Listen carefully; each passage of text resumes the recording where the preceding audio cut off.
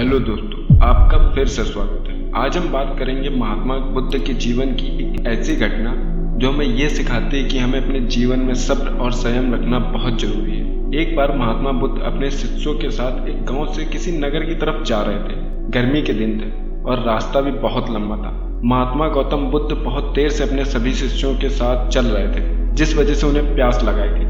वहां से कुछ दूरी पर बरगद के वृक्ष की घनी छांव थी। सभी लोग उस वृक्ष के पास पहुंच जाते हैं। महात्मा बुद्ध अपने शिष्यों सहित वृक्ष की घनी छांव के नीचे विश्राम करने लगते हैं। बहुत देर से चलने की वजह से सभी लोगों का गला प्यास से सूख रहा था। यह बात महात्मा बुद्ध जानते थे। वो अपने एक शिष्य को कहते हैं कि आप इस बरगद की छांव से 20 कदम दूर जाकर बरगद की 2 परिक्रमा करके वापस आओ। शिष्य वैसा ही करता है जैसा बुद्ध ने कहा। वो परिक्रमा करने के बाद जब शिष्य महात्मा बुद्ध के पास आया तो बुद्ध बोले कि आपको किसी ठंडी हवा का अनुभव हुआ? शिष्य बोला, हाँ महात्मा, उत्तर दिशा की तरफ से मुझे एक ठंडी हवा का अनुभव हुआ। शिष्य की यह बात सुनकर बुद्ध ने शिष्य को तुरंत बोला, उस दिशा में चले जाओ, जरूर वहां से कुछ दूरी पर तालाब अवश्य मिलेगा।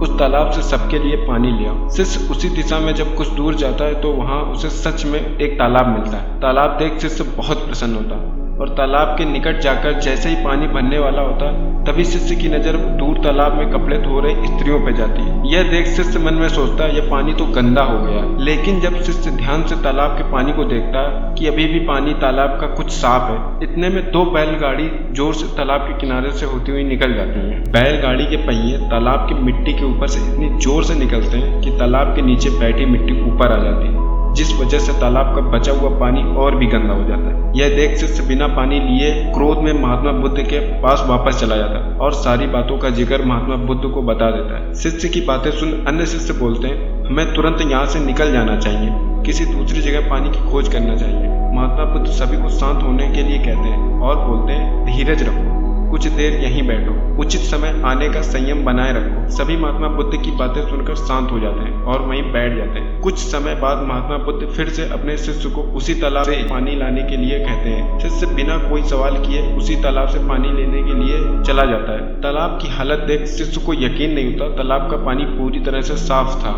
यह देख शिष्य बहुत खुश होता है और पानी भर के महात्मा बुद्ध के पास वापस आता है। सभी पानी पीकर अपनी प्यास बुझाते हैं, लेकिन अभी भी सबके मन में एक सवाल था कि आखिर ये चमत्कार हुआ कैसे? तालाब का पानी तो गंदा था।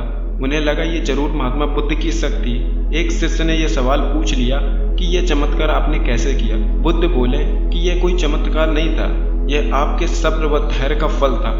आप सभी के सब्र बनाए रखे हुए उचित समय का इंतजार किया। जितनी देर हम सब लोगों ने सब्र किया उतनी देर तक तालाब के पानी के ऊपर तैर रहे सभी गंदे तत्व और मिट्टी तालाब के नीचे बैठ गई। फिर कुछ देर बाद शिष्य जब वहां तालाब के पास पहुंचा तब तक दूषित कण नीचे बैठ चुके थे, जिस वजह से तालाब का पानी पूरी तरह से साफ हो गया था। यदि उस समय आप लोगों ने सब्र ना किया होता, धैर्य ना रखा होता, तो आप सब इतनी गर्मी में पानी की खोज में प्यासे अब तक भटक रहे होते, क्योंकि यहाँ से अगला तालाब आगे है या नहीं, होगा भी तो क्या उसका पानी साफ होगा या नहीं, इन सब कारणों से आप प्यासे रह जाते और भटकते रहते। फिर इतना बोलने के बाद महात्मा बुद्ध ने शिष्यों को एक सीख देते हुए कहा, जैसी स्थिति हम लोगों के समझ आ जाई है वैसी ही स्थिति और मुश्किल दौर जिंदगी के हर मोड़ पे आएंगे। तब उस समय भी आपको ऐसे ही संयम बनाए रखना है और अपने विवेक से काम लेते हुए आपको उचित फैसलों के साथ सही नतीजे पर पहुंचना होगा।